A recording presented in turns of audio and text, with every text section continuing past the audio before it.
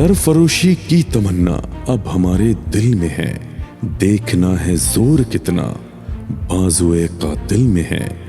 वक्त आने पे बता देंगे तुझे आसमां, हम अभी से क्या बताएं क्या हमारे दिल में है।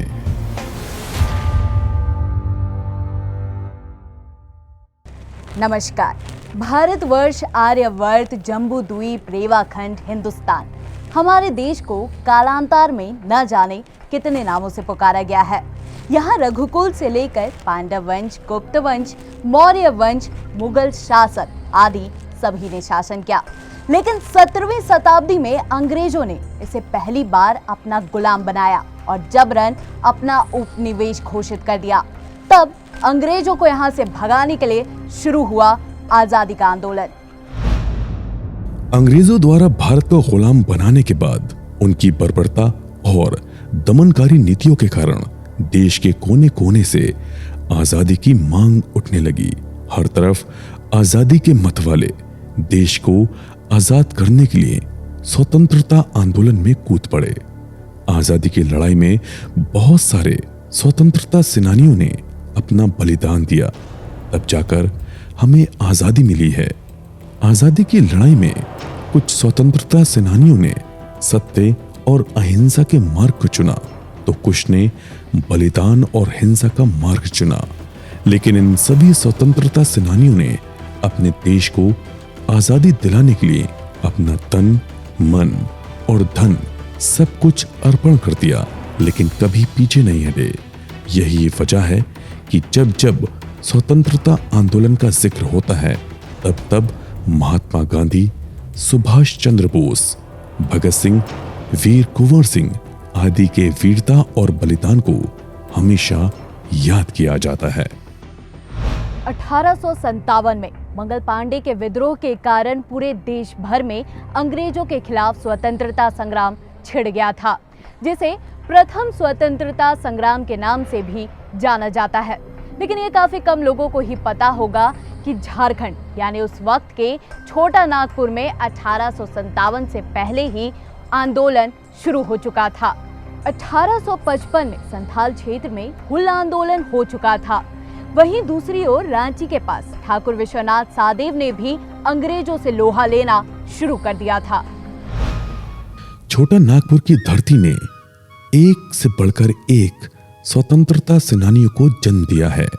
यहाँ के निवासी जितना मधुर बांसुरी, मांदर और नगाड़े के स्वरों के साथ गीत नृत्य में रंगे रहते हैं, उतना ही वो अपनी मातृभूमि की रक्षा के लिए तत्पर रहते हैं। ऐसे ही आजादी के एक दीवाने थे अमर शहीद ठाकुर विश्वनाथ शाहदेव, जिनका जन्म 12 अगस्त सन 1817 ईस्वी को बड़कागढ़ की राजधानी सतरंगी में हुआ था। उनके पिता ठाकुर रघुनाथ शाहदेव और माता चानेश्वरी देवी थीं। सन 1840 में पिता की मृत्यु के बाद जब ठाकुर विश्वनाथ शाहदेव ने बड़कागढ़ की गद्दी संभाली, तब उन्होंने अपनी राजधानी सतरंजीगढ़ से बदलकर हटिया में बनाई, क्योंकि शासन की दृष्टि से हटिया सतरंजीगढ़ से अधिक सुरक्षित एवं उपयुक्त थी।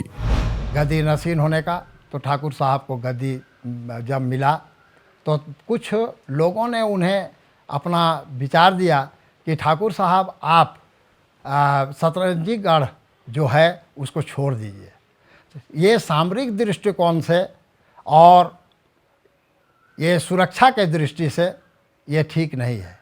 तब ठाकुर साहब ने 4 लाख रुपया के लागत से हटिया में चिरनागढ़ का निर्माण किया और चिरनागढ़ आ गए। वहीं से विद्रोह का सूत्रपात हुआ। राज सिंहासन पर बैठने के कुछ दिन बाद ही ठाकुर विश्वनाथ शाहदेव को ये आभास हो गया कि वो सिर्फ नाम मात्र के राजा हैं, सारी शक्ति अंग्रेजों के हाथों में है। गणपत राय जी, इस वर्ष हमारे राज्य में फसल अच्छी नहीं हुई है, इसलिए हमने फैसला किया है कि हम प्रजा के करों को माफ़ कर देंगे। ऐसा नहीं हो सकता ठाकुर साहब। ऐसा नहीं हो सकता मतलब? हमारी प्रजा कष्ट में है और हमारा ये दायित्व बनता है कि हम अपने प्रजा के करों को माफ़ कर दें। ठाकुर साहब, हमारे कर माफ़ कर देने से कुछ भी नहीं होगा। फसल चाहे जैसा भी हो, अंग्रेज प्रजा से कर चूस चूस के वसूल लेगी। राज्य हमारा, प्रजा हमारी, और फैसला ये फिरंगी लेंगे। अभी तक तो ऐसा ही चलता आया है। तो अब हम बिल्कुल ऐसा नहीं चलने देंगे।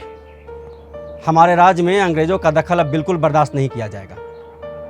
गणपत राय जी, आप एक काम कीजिए, जल्द से जल्द प्रजा के सभा का आयोजन कीजिए। जो आगे।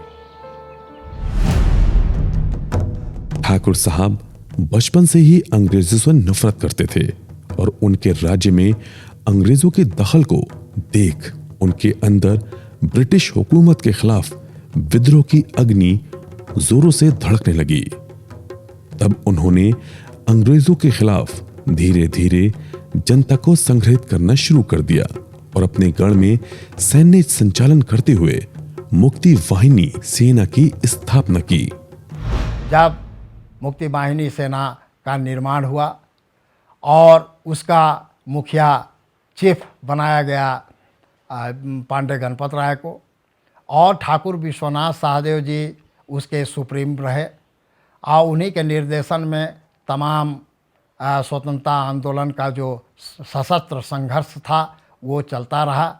और ये मुक्ति वाहिनी जो सेना था, ये सेना का जो प्रचार हुआ, इतना व्यापक प्रचार हुआ कि अंग्रेज दहल उठे और अंग्रेज़ों ने ये सोच लिया था कि अब ऐसा लग रहा है कि अब हम लोग छोटा नागपुर के अंदर में अपना राज नहीं कर पाएंगे। उधर तात्कालिक बिहार में अंग्रेजी सत्ता के खिलाफ चिंगारी सुलग रही थी। बाबू वीर कुंवर सिंह एवं अन्य रजवाड़े ब्रिटिश नीति से बेहद नाराज विद्रोह की बिगुल फूंक चुके थे। इसी वक्त ठाकुर विश्वनाथ सहदेव ने भी छोटा नागपुर क्षेत्र के जमींदार और जनता को ब्रिटिश नीति से मुक्ति दिलाने के लिए उलगुलान छेड़ दिया था।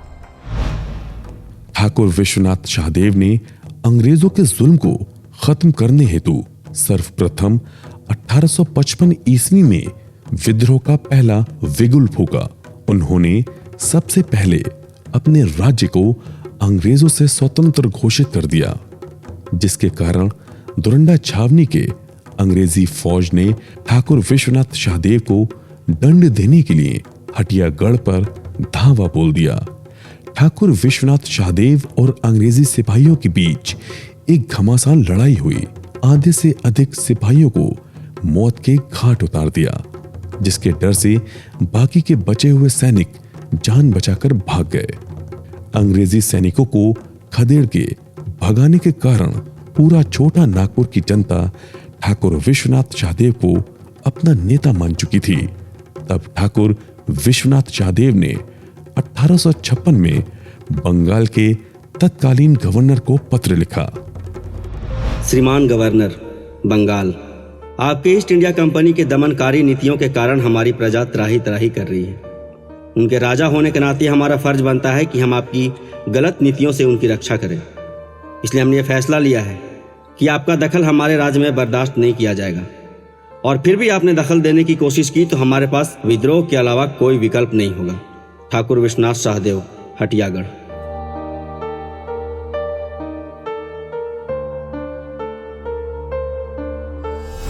कि कलकत्ता उस समय में भारत की राजधानी थी और कलकत्ता से ही पूरा भारत का संचालन ईस्ट इंडिया कंपनी के द्वारा किया जाता था। उनको ठाकुर साहब ने एक पत्र भेजा। पत्र जब गवर्नर जनरल को मिला तो पत्र काफ़ी भयावह उत्पन्न करने वाला था। उन्होंने कहा कि तुम 7 समुद्र पार से आए हो और ये 7 समुद्र पार से जब आकर के तुम इतना बड़ा खिलाफत कर सकते हो यहीं के भूमि पुत्रों का, यहीं के जनता का, यहीं के लोगों का, तो मैं तो यहीं का हूँ, मैं अपने को उत्सर्ग कर दूंगा। लेकिन तुमको एक हिदायत ये देना चाहता हूँ, तुम भारत छोड़ो और छोटा नागपुर से में तुम्हारा हम पैर नहीं जमने देंगे। तो वहाँ से गवर्नर जनरल ने E.T. डाल्टन को एक पत्र दिया और कहा कि ये ठाकुर बहुत खतरनाक है, तुम इसे तत्काल इसका जो शक्ति है इसको समाप्त करो। इसका शक्ति तब समाप्त होगा जब इनके लोगों में फूट डालने का काम करो। समय बीता, दौर आया 1857 का, जब जानवरों के चर्बी लगे कारतूस के इस्तेमाल के खिलाफ शहीद मंगल पांडे ने मेरठ की छावनी में भारतीय ब्रिटिश सैनिकों को एकजुट करके ब्रिटिश हुकूमत के खिलाफ आंदोलन छेड़ दिया था। मंगल पांडे के विद्रोह के बाद 1 अगस्त 1857 को छोटा नागपुर के रामगढ़ छावनी में भी सिपाहियों ने माधो सिंह नादिर अली के नेतृत्व में विद्रोह कर दिया। वहीं उसके अगले दिन 2 अगस्त 1857 को रामगढ़ छावनी के सैनिकों ने रांची पहुंचकर दुरंडा छावनी में भी विद्रोह की ज्वाला जला दी। छोटा नागपुर के सभी विद्रोही सैनिक अंग्रेजों के खिलाफ एकजुट हो गए, लेकिन उनके समक्ष समस्या ये थी कि सभी विद्रोही सामान्य सैनिक थे और उन्हें एक नेतृत्व और जरूरी साधनों की दरकार थी। ठाकुर विश्वनाथ शाहदेव इन दोनों जरूरतों की पूर्ति करने में सक्षम थे।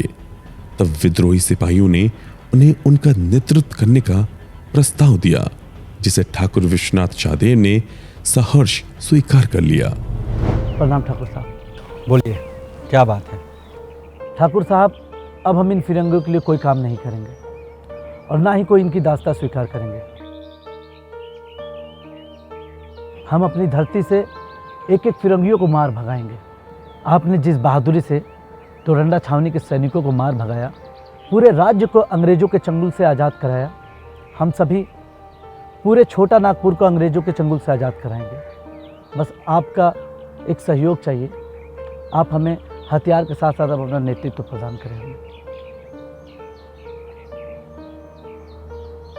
तो दोस्तों, फिर शुरू किया जाए। फुल गुलान, जय जगन्नाथ, जय जगन्नाथ। ठाकुर विश्वनाथ शाहदेव के नेतृत्व में झारखंडी वीरों ने अंग्रेजी सेना को औंधे मुंह गिरा दिया। इस अभियान में पांडे गणपत राय, जयमंगल सिंह, नादिर अली खान, इकैत उमराव सिंह आदि ने भी ठाकुर विश्वनाथ शाहदेव का नेतृत्व स्वीकार करते हुए उनका भरपूर साथ दिया, जिसका नतीजा ये हुआ कि छोटा नागपुर के कमिश्नर कर्नल डाल्टन को कुछ बचे हुए अंग्रेजी सैनिक के साथ यहां से भागना पड़ा। तब संपूर्ण रांची पर ठाकुर विश्वनाथ शाहदेव का झंडा लहराने लगा। गुप्तचरों के माध्यम से अंग्रेज अपना ठाकुर साहब के विरोध में षड्यंत्र करने लगे और वो गुप्तचर उन लोगों को ये खबर पहुंचाते रहे। उस समय में एडवर्ड टूटी डाल्टन यहाँ का कमिश्नर था। वो कमिश्नर जो एडवर्ड टूटी डाल्टन था, वो काफ़ी शातिर था। ठाकुर साहब सबसे पहले सोचे कि एडवर्ड टूटी डाल्टन को ही यहाँ से हटाने का काम किया जाए। एडवर्ड टूटी डाल्टन जो अभी रांची यूनिवर्सिटी है वहीं रहता था और ठाकुर साहब उसको जलाने का काम किए। पूरा यूनिवर्सिटी जल गया और बगोदर होते हुए ईटी डाल्टन भाग करके मेदिनीपुर, जो आज कहते हैं डाल्टनगंज, डाल्टन साहब का नाम से ही बना है। आज मेदिनी नगर के नाम से उसे जानते हैं। वहाँ भागने के बाद 6 महीना तक भागा। तब तक ठाकुर साहब घोषित कर चुके थे पूरा ये छोटा नागपुर को कि अब अंग्रेज विहीन हो गया है, यहाँ अब अंग्रेज़ों का नाम निशान नहीं है। इसीलिए एक अपना स्वतंत्र राज्य का घोषणा किया जाए। उस वक्त लोहरदगा पूरे रांची जिले का मुख्यालय हुआ करता था। एक दिन जब ठाकुर विश्वनाथ शाहदेव को पता चला कि लोहरदगा के सारे अंग्रेज अधिकारी हजारीबाग चले गए हैं, तो उन्होंने इस मौके का लाभ उठाने का निश्चय किया और उन्होंने लोहरदगा स्थित सरकारी खजाने को लूटने के लिए अपने 1100 सैनिकों के साथ कुड़ू के रास्ते लोहरदगा के लिए चल पड़े। ठाकुर विश्वनाथ शाहदेव अपनी सेना को लेकर कुड़ू के जंगलों के बीच से होते हुए लोहरदगा की तरफ बढ़ते जा रहे थे। वो बहुत ही सूझबूझ से दबे पांव जंगल पार कर रहे थे, लेकिन चतरा में ठाकुर साहब का मुठभेड़ अंग्रेजों से हो गया, जिसमें ठाकुर साहब के कुछ सैनिक मारे गए, लेकिन वो और पांडे गणपत राय वहां से निकलने में सफल रहे। पर कहते हैं ना कि घर का भेदी लंका ढाए। दुर्भाग्यवश कुछ जयचंदों की गद्दारी की वजह से ठाकुर विश्वनाथ शाहदेव और उनके सहयोगी पांडे गणपत राय को अंग्रेजों ने पकड़ लिया। कि ठाकुर साहब को धन की बहुत आवश्यकता थी, और ये भी आप जानते हैं कि उस समय में लोहरदगा जिला हुआ करता था, और लोहरदगा जिला के अंदर ही किशुनपुर यानी कि रांची आता था। ठाकुर साहब ये मनसा अपना किए कि हम लोग चलो खजाना लूटें, और उन्होंने कूच किया यहाँ से। पांडे गणपत राय के यहाँ ठहरे भौरों में। उसके बाद में लाल साहब चिंगरी के पास भी वहाँ भी ठहरे, और फिर वो पहुँचे लोहरदगा, और लोहरदगा का जो खजाना था उसे लूटने का काम उन्होंने किया, परंतु पूर्ण रूप से वो सफल भी नहीं हो पाए, लेकिन कुछ मिला उन्हें, और उससे काफ़ी दूर तक उन्होंने लड़ाई का जो प्रक्रिया था उसे आगे बढ़ाने का काम किया। दोनों स्वतंत्रता सेनानियों को अंग्रेजों ने रांची की जेल में कैद कर दिया। जेल में भी दोनों अपनी मातृभूमि की आजादी के लिए संघर्ष करते रहे। उनके द्वारा शुरू की गई क्रांति की मशाल जलती रहे, इसके लिए दोनों ने एक युक्ति निकाली। उन्होंने जेल में एक वार्डन को अपने साथ मिलाया और विद्रोह को चालू रखने के लिए अपने साथियों के पास पत्र लिखा।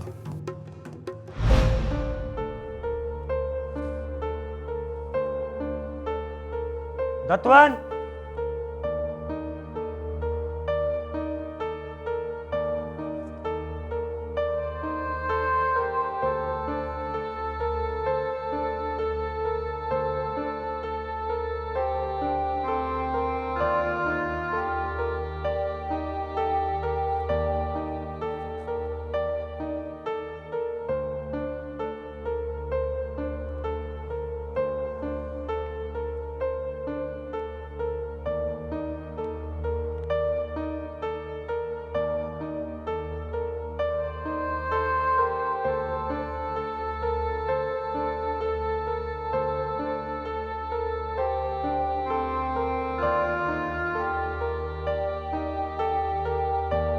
प्रिय साथियों, आशा है कि आपके अंदर क्रांति की लौ और जोर से धधक रही होगी।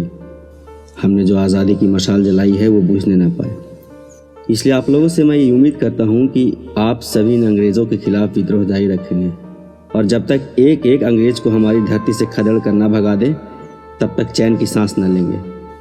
आपका साथी Thakur Vishwanath Shahdeo.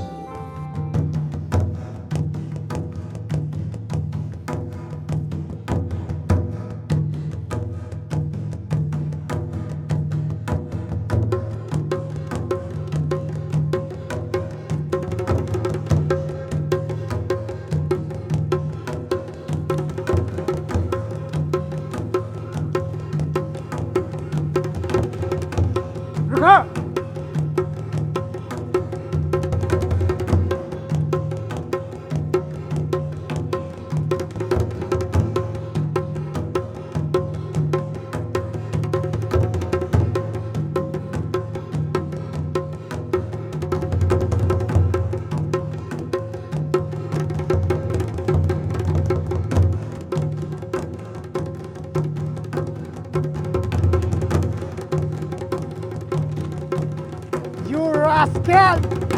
Arrest him!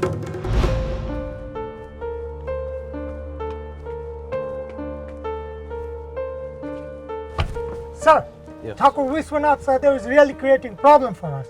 We have to do something.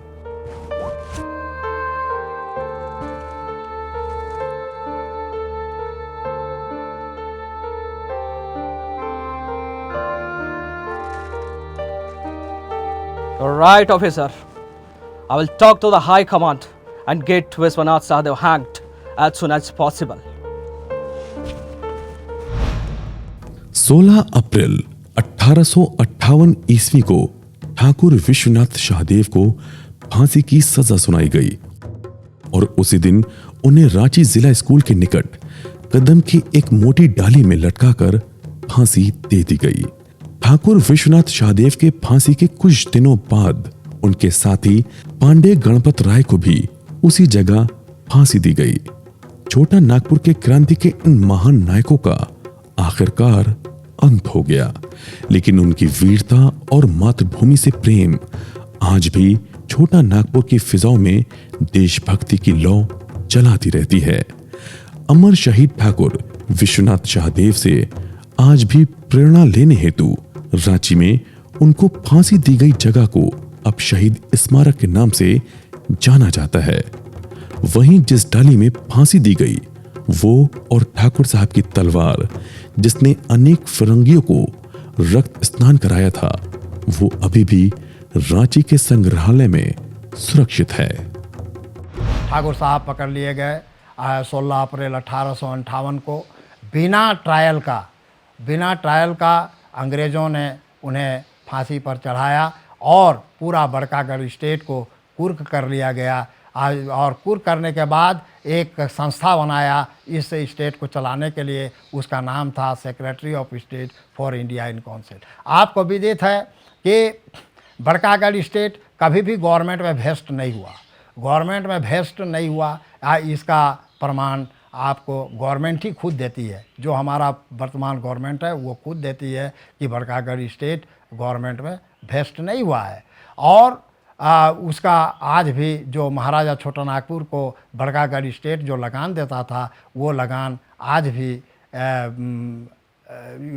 State government को मैं देता हूँ। शहीदों की मज़ारों पर लगेंगे हर वर्ष मेले। वतन पर मरने वालों का यही बाकी निशान होगा। वीर ठाकुर विश्वनाथ शाहदेव ने जो आज़ादी की चिंगारी लगाई थी, वो आगे चल करके ज्वाला में तब्दील हो गई और हमारे भारत को आखिरकार 15 अगस्त 1947 में आज़ादी मिली। तो ये है हमारा आज़ाद भारत। जय हिंद।